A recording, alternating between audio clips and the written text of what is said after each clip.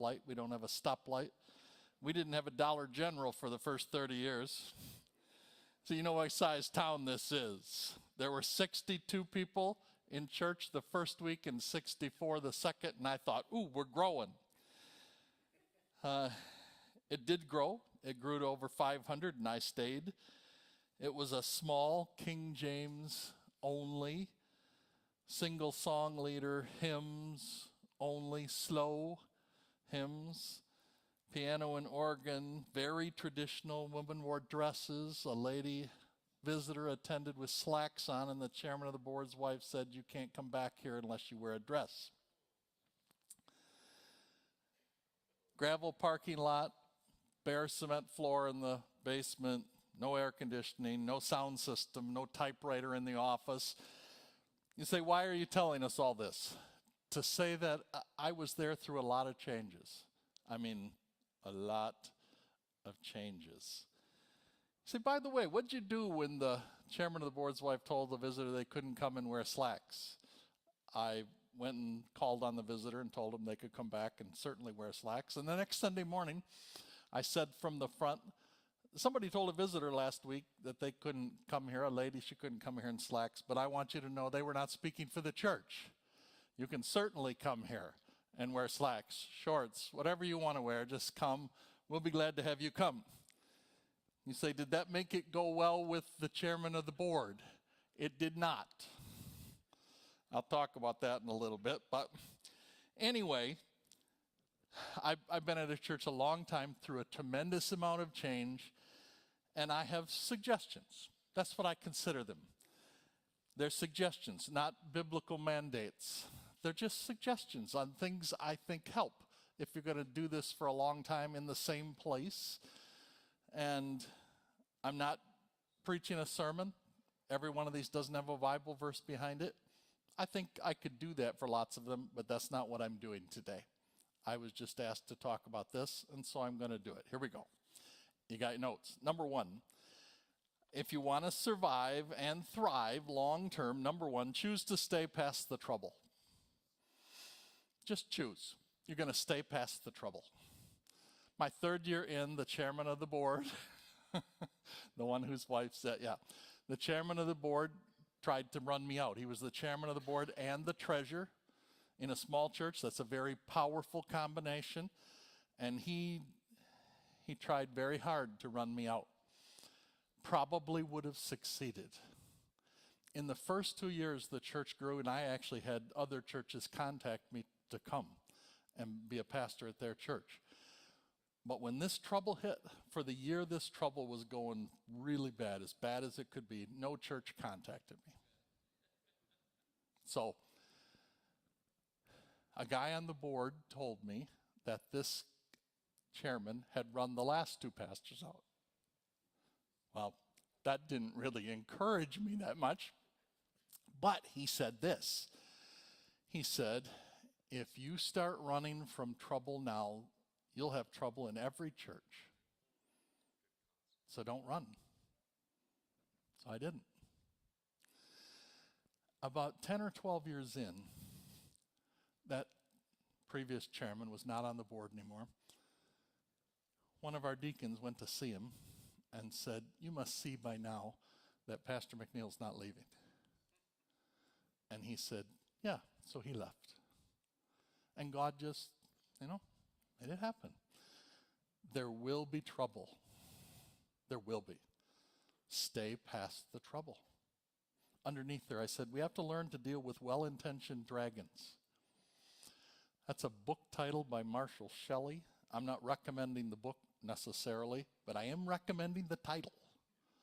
That's a really good title because it's the truth. There are people in the church, and they're difficult, prickly. But lots of times they're well-intentioned. They actually love the church. They just see it differently than you see it. And in my opinion, we can't run all those people out. I know John Maxwell says, get rid of everybody who doesn't agree with you and then start to grow with the people who are still left. But I do not think that is the best way to grow a church. And there's always those kind of people there. So we just have to learn to deal with those well-intentioned dragons. Number two, Don't make everything personal. This is a mistake I made. When I was first there, everything seemed personal to me. Everything. But I found out, realized over time, that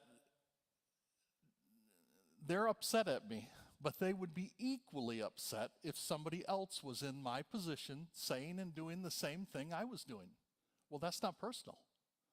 I just happen to be the guy that made the decision. I'm the guy that's saying the thing, and they don't like the thing right now, so they're unhappy with me, but it's not personal. It's just a situation. And it changed my look on ministry when I started realizing every one of these things was not personal. Actually, over time I realized almost none of them were personal. Almost none of them. Oh, occasionally there's somebody who just hates me. I can't understand that, but it's true. But most of the time that's not the case. They just don't like what's happening. They don't like the change we're making. It's not personal. I just happen to be the one up there making the change. Number 3, realize you can't please everyone and decide to do what's right. I know you guys know you can't please everybody, but realizing that we can't please everyone and deciding to do what's right, not what we want. In fact, I would say with some degree of regularity, what I want is not what's right. What really needs to happen, what's right to be done, it's like this. I might love the ESV, but that is not a translation that's right for the people in my church. I'm not saying what's right for the people in your church. I'm saying for the people in my church. This is not an ESV group. This is an NLT group. Okay? The guys in my church, the truck driver who's the chairman of the board, he's not reading the ESV. That's not what he's going to do. So even if I like it, that is not the right translation for my church to use. Do you get that, what I'm trying to say? Underneath there, I wrote this: it's better to be respected than liked. If you're going to do ministry long-term in a church, I think you have to settle on that one. It's better to be respected than liked. We can try to do ministry being people pleasers. We're trying to do the thing they like. But that's not the highest goal for us. We should want to be people who are respected. We're respected, not always liked, because we don't just do the thing we think they want to have done or hear. We're trying to do the thing that's right. Number 4. We have to create a church that has the right atmosphere. The right atmosphere that's conducive to growth. Now, if I say a statement like that, and you were able to ask questions, you would say, well, what do you mean by the right atmosphere? So I just put it underneath there so you'll know what I mean. I mean joy, laughter, happiness, fun, praise, encouragement, love, positive, up, excitement, expectation, and wobble room. You say, what do you mean by wobble room? I mean that people get to wobble through the Christian life. They get to wobble in sin. They don't get to wallow in sin, but they do get to wobble in sin, particularly if you're going to have new believers. If you're going to have new believers, well, they have to be able to wobble. It's not clean, it's messy, and we just have to promote an atmosphere that says, hey, it's okay.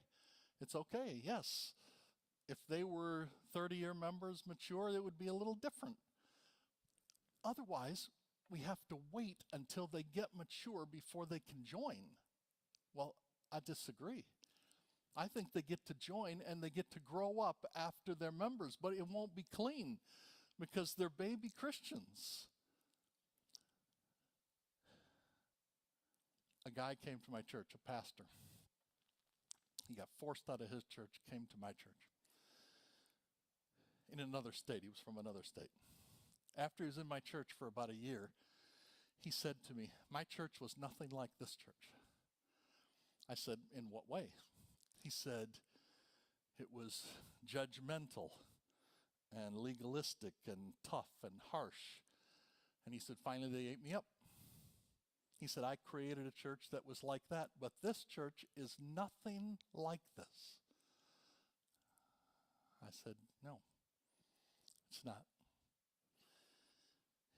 It's full of joy and laughter and happiness and fun and praise and encouragement and love. It's positive, up, excitement, expectation.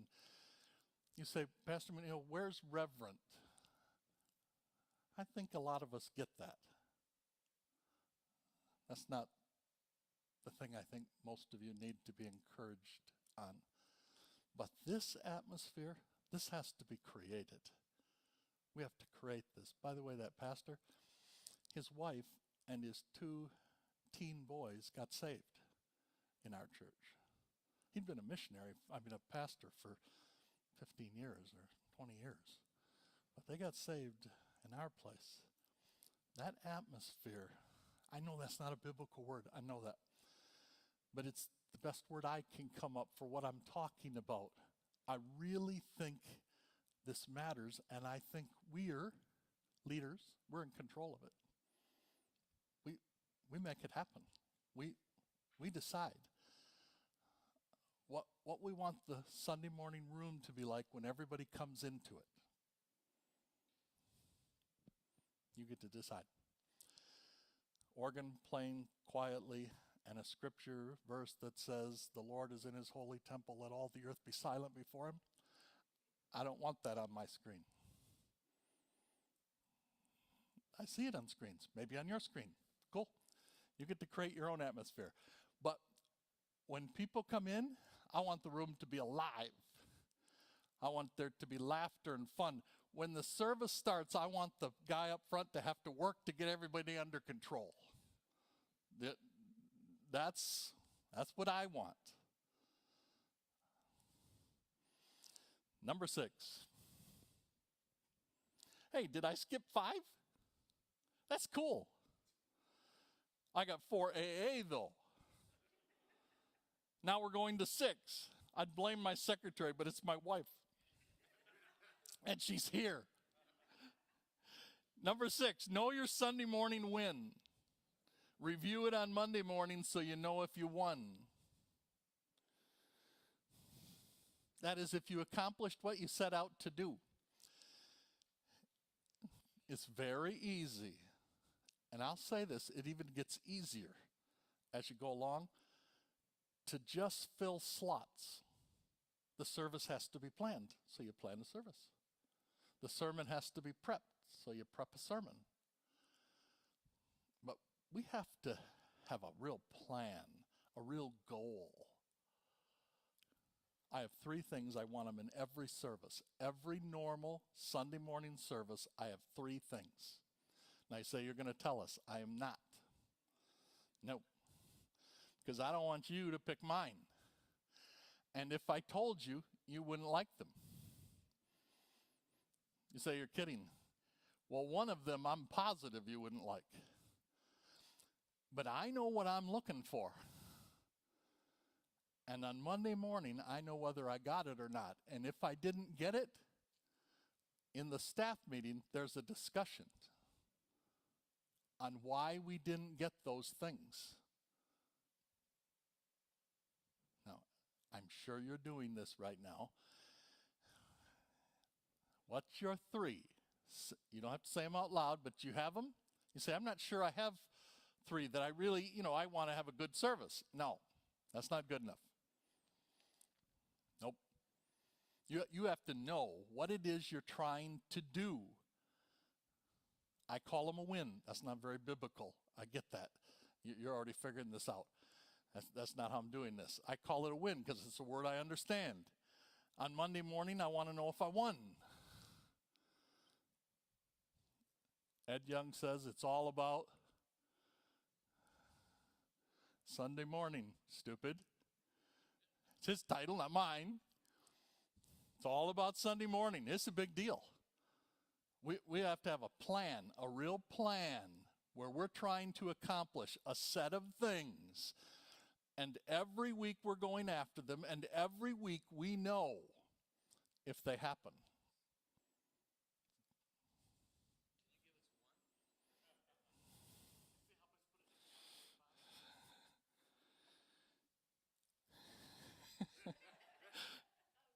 No.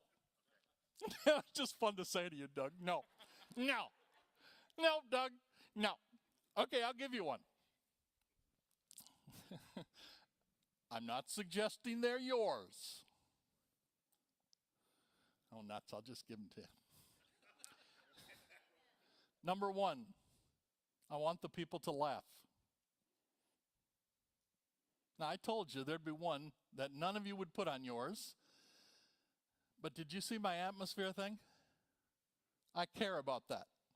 I care about that. So I could make an atmosphere one so it'd be really flowery sounding. But here's the deal. I'm a simple person. I know if the people laugh or not. If they laugh, I'm fostering the atmosphere I want. If they never laugh, I'm not. You say, well, what happens when you preach, on the holiness of God? I get them to laugh in my intro. By the way, at a funeral, I get them to laugh. I get them to laugh. That's one of mine. I'm not suggesting you pick mine. Truly, I'm not. That's one of mine. And I know Monday morning if it happened. I know if the room laughs somewhere, the room just has outrageous laughter and joy. I know if that happens. And I know every time it happens, I'm building my atmosphere. And when it doesn't happen, I'm not building it. Number two, in the worship, singing, in particular, in the worship, I want the people to get all the way to God.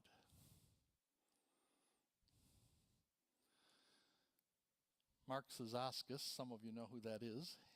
He called me up and said, can I come talk to you about ministry? And we got into this. And he said, what do you mean they get all the way to God? People sing. Sometimes we sing songs about God. Sometimes the service is broken up so much that we sing, and just about the time they can kind of get into it, we're stopping and taking the offering. And it's like a train that never gets to the station. Well, I want the train to get to the station, and I've done this long enough.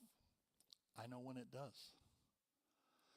I know when we're singing the last song, if the people are singing it to God, them to God.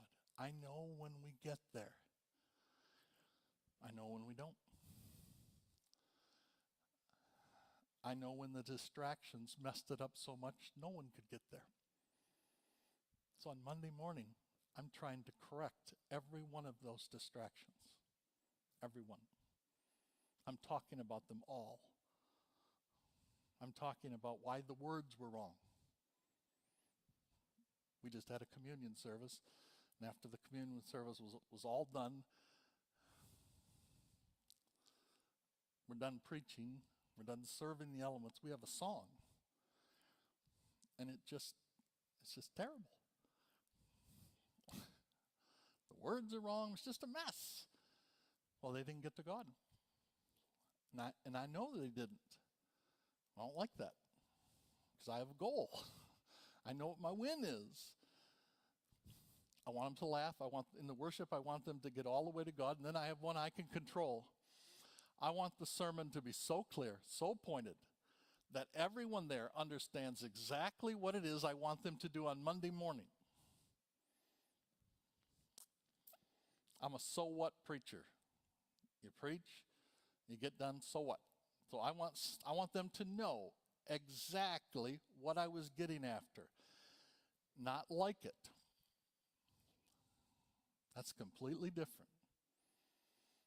I don't care that they like it. I only care that they understand it clearly. They can come to me afterwards and be upset about something. That's okay. But I want them to understand very, very clearly what it is that I was expecting them, because God says it, for them to be doing on Monday morning. That's a win for me, those three things. I review them every Monday. Number 7, keep making changes that allow for growth. Keep making changes that allow for growth. I told you we started at 62. We got it up over 500. Lots of changes, tremendous amount of changes. Why? Because there are barriers. There are barriers to growth. There are growth barriers. I put a book title in there, How to Break Growth Barriers by Carl F. George. That would give you an idea of the kind of thing I'm talking about if you want to read it. But we all know in this room, most churches are under 200, correct? 85% or something. You say, well, that's because they're in small towns. I'm in a small town. Doug, when you come there, does the church seem to fit the town? It doesn't seem to fit it. It isn't the size of the town. That's not it. There are growth barriers. There are growth barriers to 200. There are major growth barriers to 200. There are major growth barriers to 400. If we want to cross them, we have to change the things. You have to change how the board operates. You have to change how the board operates. In a little tiny church, decisions aren't even made at the board meeting. They're made at a kitchen table before the board meeting. It's completely different. But in a bigger church, the board's role has to change. Okay, number 8, take enough time and think it through so that you make the change shrewdly. You say shrewdly, yeah, from Luke 16. I actually put a reference there. You know, that's the unjust steward who makes his moves, and he gets commended for acting shrewdly. Now they're saying wise. Yeah, it's kind of what the word is right there. But I like shrewdly better. I see shrewd as good, not bad. Shrewd is good. Take the time, real time, and think through before you bring things out on how we're doing this. So I went to the board and said, we need drums. And we had big discussions about that. But one of the things they said to me was, well, this is going to cause trouble. I said, nope, it's not going to cause trouble. They said, how do you know? Because I said, I have a plan. And they said, you have a plan where we can bring drums in. Never had them before. Piano, organ, church. Remember I said that. Said, you're going to bring drums in. Yes, no trouble. I believe I have a plan. So here's my plan. I went to the oldest class in the church, called the Prime Timers in our church. And I explained to them my reasoning for wanting drums. And I said, I know you don't like them. I know you don't want them here. But you like teens and young couples, and they like them. So I want somebody in here to buy them. You say, that's what you did? Yep. And I got 5 volunteers within 20 minutes after the class ended. So I took an old widow lady who volunteered to buy a set. It was $1,000 at the time. She volunteered to do it. I knew she would never tell a soul, and I never did either. Then I went to the church and announced that we were going to have drums. I announced it when they saw the drum set up there. And I said, it's really exciting because someone in the Prime Timers class donated them. And I went to the associate pastor of youth and said, when I say that, I want you to get all the teens to clap. You see what I'm doing here? This is a plan. This is a plan. Now, did everybody in the Prime Timers like this? No. These are old people. They didn't like it. You say, did they complain? No. You know why? Because they knew somebody in their room bought them and they didn't know who it was. So they, you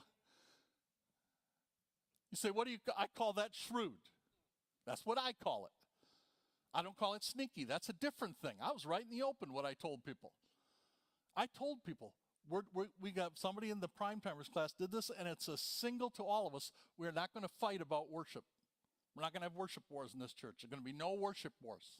Never. The oldest people are supporting the youngest people's desire, even though it's not their desire.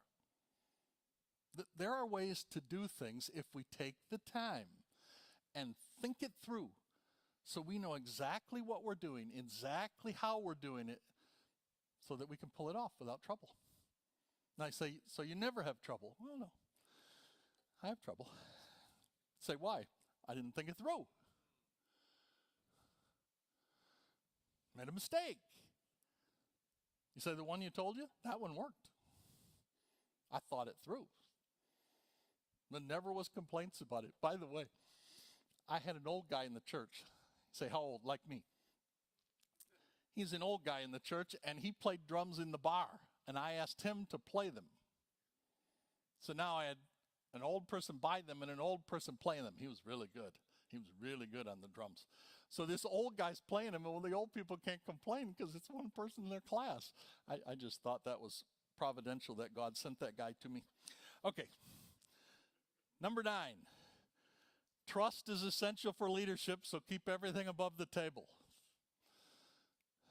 If you want to have leadership, you have to have trust. It's the currency of leadership. You have to have trust. That means you have to keep everything above the table. I want to say again, with that drum thing, I put everything above the table. I told them exactly why I was asking this old class to do it. As a statement to say, we're not going to fight about this. We're doing this because we love young people and we want our church full of young people. That's above the table. We have to keep everything above the table. You can't try to be sneaky, cover up, imply, sneak it through, not tell them the truth. I told them the truth. I want drums because I think it's going to help us attract young families, and young families is how you grow the church. You may disagree with me, but that doesn't matter. I was open, wide open. I just said it out in the open. This is what we're trying to do. I would take music that the old people listen to and I would play it in church over the speaker. Then I would take music that the young people listen to and I would play it over the speaker. And I would say, where are we? Are we more over here or more over here? Well, we were never over here. We were always way over here, even when we were making these changes. I just put it right out there and tried to help them see it so that they would understand. They could trust me when I was saying something. I wasn't hiding something. I was doing it right out in the, everything above the table. Everything above the table. Number 10, if you're going to stay in a church a long time, you have to keep growing personally. To stay out in front, you have to keep growing personally. If you move, every 5-7 years, it's a little different game there. But if you're going to stay in the same church, you have to grow personally. Underneath there, 3 spots. Number 1, spiritually. Pastors shouldn't be the same person they were 10 years ago. If you're staying in the same church, they know. They know. They know if you're changing. Second one, leadership skills. Leadership is not only a gift, it's a skill. Even if you don't think you're gifted, it's a skill. That means it can be developed. If you're going to stay a long time in a church, we have to get better and better at being a leader. Number 3, preaching. It's a craft. We all have to work at it. We all have to work at our preaching. It's a craft.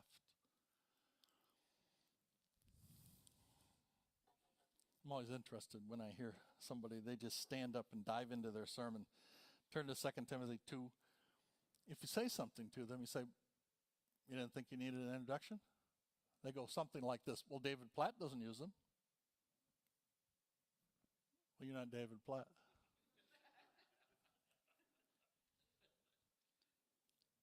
There's about 20 guys out there that are 10s. But it isn't Doug. It isn't me. It isn't Mark. It isn't Steve. He's not even close. Oh, lighten up, lighten up. We aren't 10s. We're not 10s. We have to do things. We have to get the people's attention. Intros matter. We have to get the people with us first. By the way, conclusions matter too. And if we're just going to repeat what we said, why do it? They already heard it once. Underneath there, I put read like it matters. You say, why that statement? Because I think that's kind of the clue to all the others. Read like it matters. Read on leadership. Read on preaching. Read about spiritual growth. Yourself, read. So I read fast. Just saying, I do. But for years and years and years and years, I don't know how many years, but for years and years and years, I read 3 books every week. 3 books every week. Not commentaries. That's study. I'm talking about reading. We have to read like it matters. Man, there's people out there who know their stuff. We have to read and take it in and absorb and grow. Okay, back page. Find a dream that fuels your interest in staying. Now we're talking about specifically longevity in the same place. Find a dream that fuels your interest in staying. So, I know a pastor. You know pastors too, you know. I know a pastor. His dream is, I'm going to build a church building. I'm going to start a school. Then he leaves. That's what he does. He builds a church building. He starts a school. He leaves. He said he's pastored several churches. Well, it takes, 5 to 10 years to pull that off. That's a dream. It's an okay dream. Fine. But that one won't keep you at the same place. You have to have a different dream. You have to have a dream that fuels your interest in staying. Underneath there, then you have to set goals to reach your dreams. A dream without a goal is just a wish. I wish things were going to happen. No, we have to have goals, real goals, measurable. Then the last one, we have to make plans to achieve our goals. Say, what's the difference between a plan and a goal? A plan has a date and a name. It has a date and a name next to it. This guy's making this happen by this date. That's a plan. We did them every 5 years. That's what we did. Every 5 years. Mission 2000, Mission 2005, Mission 2010, every 5 years. Why? Because I could see about that far. I could dream it out about that far. We can get a lot done in 5 years. I mean, we can get a lot done, more than we think. Well, you have to actually put it down. You must realize most churches don't have a plan. Really. There isn't a plan. You could be sitting here right now looking at me and thinking, well, you wouldn't think I have a plan. Then you probably don't have a plan. If you want to stay, you have to have a dream that says to you, I want to see this happen. And then you have to have some specific goals. We're going to see this happen. And then we're going to have a plan to make those goals happen. And the plan, we're going to get down to specifics. This year, we're going to do this. Next year, my associate's going to work on this. We're just doing it down. A real plan that allows us to push the church forward. Otherwise, we just keep filling slots. Sunday morning needs a service, so we make a service. It's just a slot. Number 12. Avoid the big 3 that take pastors out. You can already write the blanks in, but here we go. Sex, power, money. They're the big three. If we're going to do longevity in ministry, period, particularly longevity in ministry in one place, we got to avoid immorality, power, and money. So you have to set personal rules as hedges. You have to have them. I have mine. You have to have yours. Yours don't have to be mine. I don't counsel women alone. I don't counsel women unless they set the appointment up with my wife. I don't have a couch in my office. I don't want anybody getting that comfortable. I'm just telling you, I don't hug women. This is me. You say, well, I've been around you. I don't think you're much of a hugger. I'm not. So it was easy rule for me. You say, do you tell the church out loud from the front? I have to remind them every once in a while. Otherwise, new people come in, they don't know the rule. Then some lady gets excited and out in the lobby and she hugs me and all the other ladies go, because they know you ain't supposed to do that. One of them will go tell her. You say, is this true? It's true. I only hug women at funerals. It's the truth. They come to me. They know the rule. They come to me. They're crying. They come to me and say, I get my hug today, right? I say, yep, you do.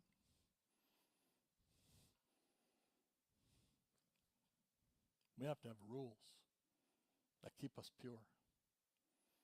Window in every office, you know all the stuff. Power. Well, we aren't popes. We don't just, you think there's more popes in little churches? I don't think so. You hear about these big name guys, they go down for this. They get mean. Just mean. Got a dartboard with a deacon's picture on it and they're having everybody else throw darts at it? Come on. What kind of place is this? After you've been around a while, my dad warned me about this. He was a pastor too. He said, you have to remember, this isn't your church. That's right.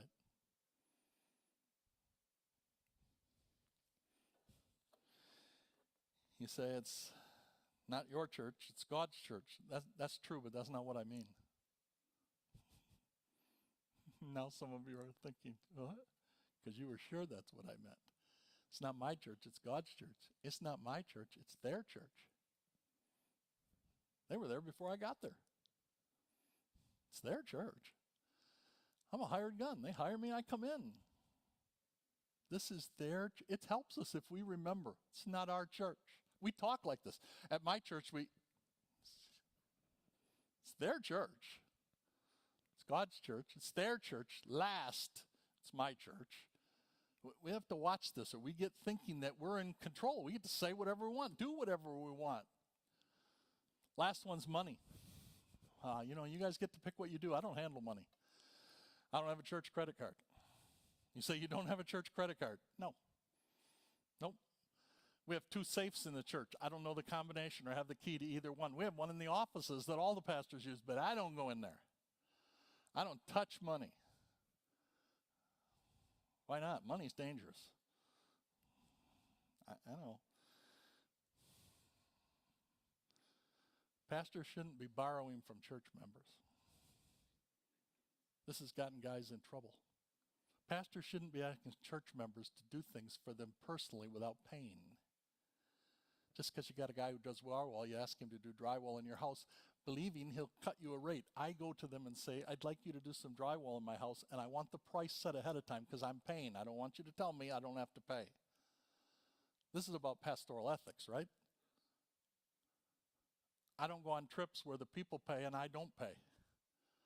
I don't do that. I get invited to golf tournaments. Pastor goes free if he gets 3 guys. You guys know what I'm talking about. I go to 3 guys, I cut the price 4 ways. And I go to 3 guys and give them a lower price. And I pay my share. Why? Because money's dangerous. Number 13, define a realistic expectation of success. I think all of us need to do this, a realistic expectation of success. Otherwise, we get discouraged. Has to be realistic. So first of all, success is faithfulness. That's underneath there. Success is faithfulness. Everyone can do this. You say, you know, I'm in a smaller church, you were in a bigger church. It doesn't matter. Success is faithfulness. Everyone can do that. William Carey, I can plod. Remember that? I can plod. I can persevere in any definite pursuit. To this I owe everything. Me too. 40 years. I'm a plodder. I just plod along. I just keep at it. I've been there 40 years. I see people leave mad, go to other churches, come back. Mark? Yeah. One of them came back and she said to me, this lady said to me, she said, I knew when I'd get back here you'd be the same. I considered that a high compliment. I wasn't exactly sure that she meant it to be that, but I took it. I thought, wow, she's complimenting me. And I felt good. Success is faithfulness. Number 2, growth usually occurs in small steps, so celebrate small growth, or you get discouraged. I look at it like this. I think a lot of people, they're ministering and they want to see somebody go from 6 to 7 on a scale of 1 to 10. They want to see him make a life change and go from 5 to 8. That doesn't happen that often. Actually, growth occurs more like this. They go from a 6 to 7 on a scale of 1 to 100. They go from 6 to 6.1. So you have to see those as victories. Those are victories. It doesn't have to be that their whole life is revolutionized, their whole home is they can make one small change. And that is what we're looking for. Over a long period of time, that will be a lot of growth. Number 14, define the role of the board. Don't assume they know it.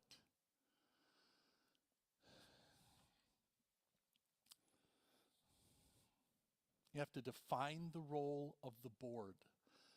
You say, Pastor McNeil, are you saying that we need to teach them what their job is? Yes. You think they understand it? No. No, lots of time they don't. Like, I'll give you one.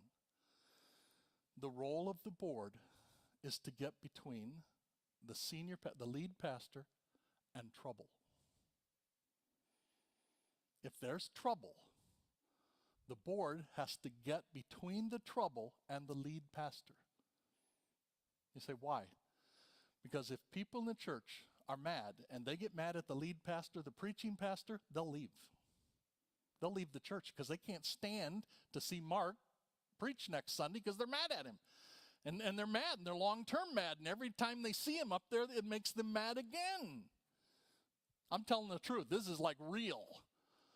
You say, well, what do? When there's trouble, the board's got to slide in there so that the people get upset at the board, not at the lead pastor. If people get upset at the board, they stay in the church. This is real, and boards don't understand it. And so you have to teach them that this is their job and explain it to them. You explain it to them. If people get mad at them, they stay in the church. People get mad at you, the lead pastor, they leave the church. I believe they will understand it. You explain it, they'll get it. We have to help them. Underneath there I wrote, good boards are powerful. They're powerful. If you can get your board and you on the same page moving forward, that's powerful in the church. You say, are you always on the same page? No, I've been there 40 years. No. One time the chairman of the board, who I really liked, he was an arch conservative and I'm a moderate in methodology. Doctrinally, I'm as sound as Doug is. But methodology, I'm a moderate. And this guy was an arch conservative. And we got off step. And he came to see me and he said, we're having trouble. I said, yeah, we're not on the same page right now. He knew it because we'd been on the same page. But I said to him, we're going to get back on the right page. We're going to keep working it. We're not going to let this slide away. We're going to work on it till we get back on the same page. And he committed to it too. Before he left me that day, he shook my hand and he said, Pastor, I want you to know, I'd follow you into hell with a squirt gun.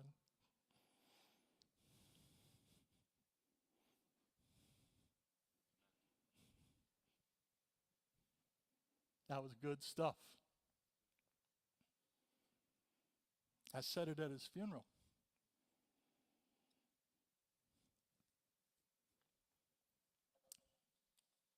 I've had other guys on the board that wouldn't follow me to a house fire with a fire hose. They wouldn't approach a candle. This guy said it and he meant it. Worst business meeting I ever had. I had a bad one. Worst one I ever had. I'm up in front and the board has to make a motion, so he comes up, he was the chairman, he comes up to make a motion. And for the first and only time, he sat right there. Now let's make a motion and go back to their seat. But he knew there was trouble. And he sat right there.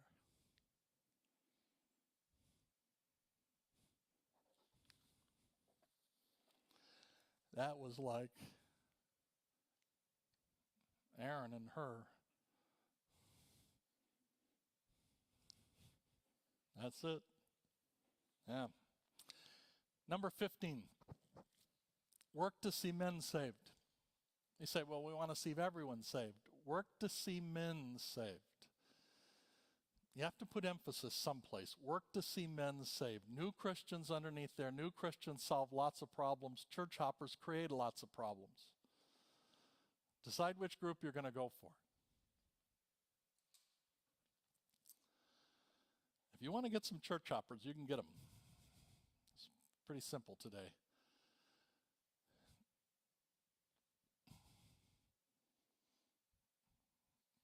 Church hoppers create problems.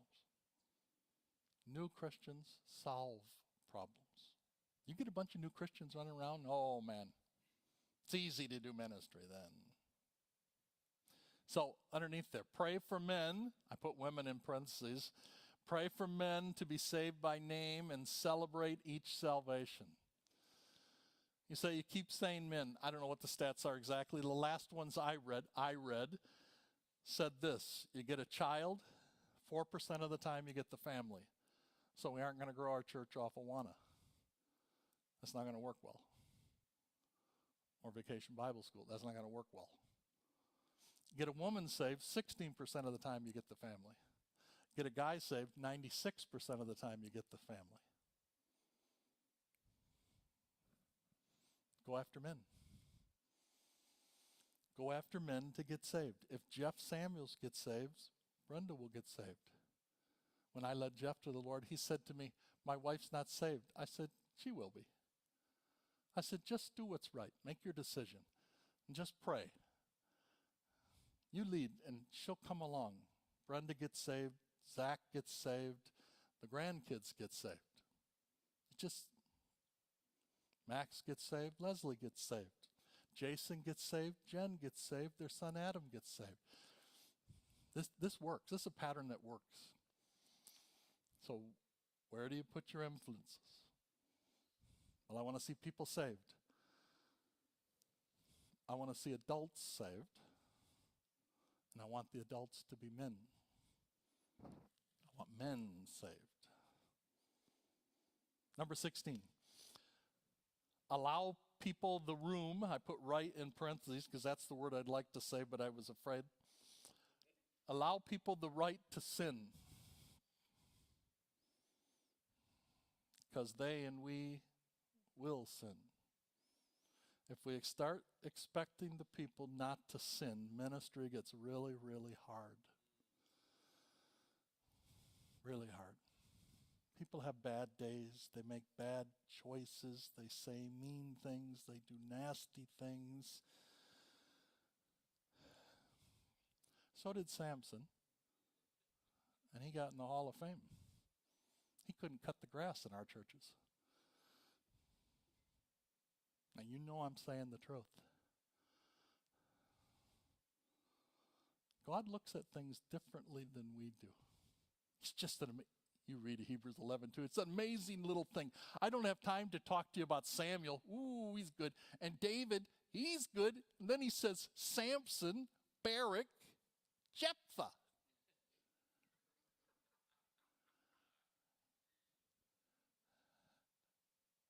Wow.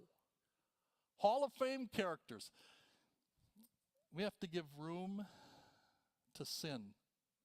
I would say right to sin. So, wobble room. Here's how I'm going to the kingdom. I'm going to the kingdom like this. I'm wobbling my way in. Aren't you? I'm not going in perfect. I know God sees us through Jesus. I know theology too. I'm just talking about everyday life. So I'm open to my people wobbling into the kingdom. We're wobbling together, following Jesus down the narrow road. We're wobbling, not wallowing. That's a different level. We have to discipline wallowing. We have to love wobbling. Number 17, hire associates to work with you, not for you. Some of you in this room might be associates. When you get around to hiring associates, hire them to work with you, not for you. That would be an assistant. They're not nearly as helpful. My dad said to me, true story, my dad said to me, I hate associates. They aren't worth the trouble. Wow, I couldn't disagree more. I love associates. I love them, but I don't want them to do just what I tell them. That would be an assistant. I don't want that. I want somebody who's going to get out there on their own. So underneath there, you have to release responsibility and authority, both at the same time. You have to release responsibility and authority. If you don't do that, well, it doesn't work. I would say also help them to dream big, set goals, make plans. We have to help them do that. That's our job to help them do that. And number 2, if you're the lead pastor, you have to protect them from well-intentioned dragons. My experience is that associates are not great at dealing with well-intentioned dragons. It's like they're too much for them. And I don't want them burned. So I had an associate, and he preached, I think, for the first time. And a professional couple in the church wrote him a letter, nasty, in my opinion, a nasty letter, about why his sermon was so bad. I'm sure they did it, well-intentioned, to help him, I'm sure. But it didn't help him. I walked by his office, and I saw him in his office, and I knew when I walked by, well, something's wrong. So I walked in there and said, what's wrong? I said, what's wrong? He said, well, I got a letter. I said, about what? He said, about my sermon. I said, can I assume it wasn't good? He said, yeah, it was terrible. It's a terrible letter. I mean, it's mean. So I read it. And I said, what are you going to do? He said, well, I suppose I have to talk to him. I said, how about I talk to him for you? And he said, really? I said, yeah, give me the letter.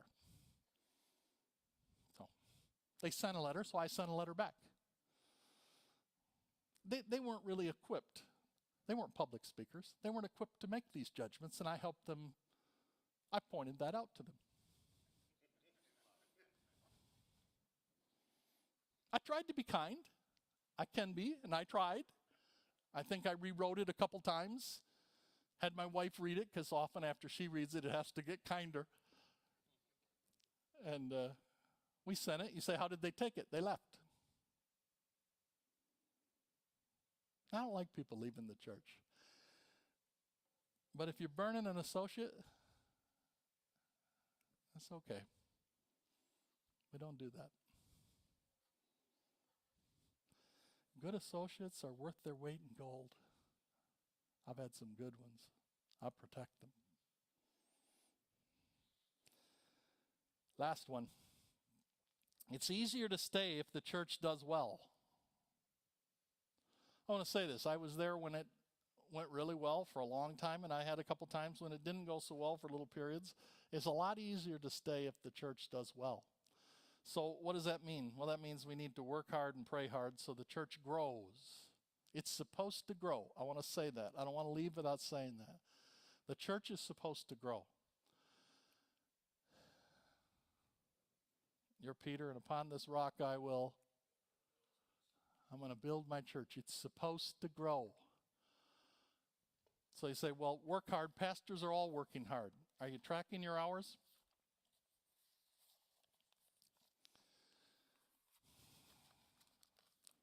I had a pastor say to me, I don't track them because I work 80 or 90 a week. Nope. Track them. You say you track your hours? I'm half retired and I still track them. Yes. We have to work hard. There's a pendulum in ministry. There's a pendulum.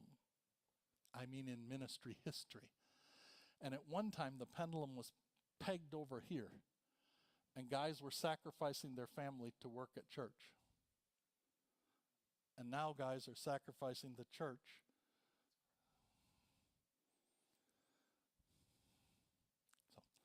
So I want to encourage. Count up how many hours the average adult man in your church works and add on all the hours we expect him to do at church. Add them on. And see how many hours that is. Lots of pastors aren't working as much as they expect the average guy in their church to work and do ministry together. This pendulum used to be way over there and it was too far. I worked 7 days a week for the first 10 years I was in ministry. Just true. But I couldn't do that. Eventually I got tired. But now the pendulum's way over here. And we can't get it done if we don't work. Say, how many hours should it be, Pastor McNeil? Add them up. Average guy works 45. We expect him to come to church. We expect him to do a ministry. We expect him to go to the men's Bible study. We expect all these things. That's the good people. Add them up. See how many hours. Make sure we do at least what we're expecting our lay people to do.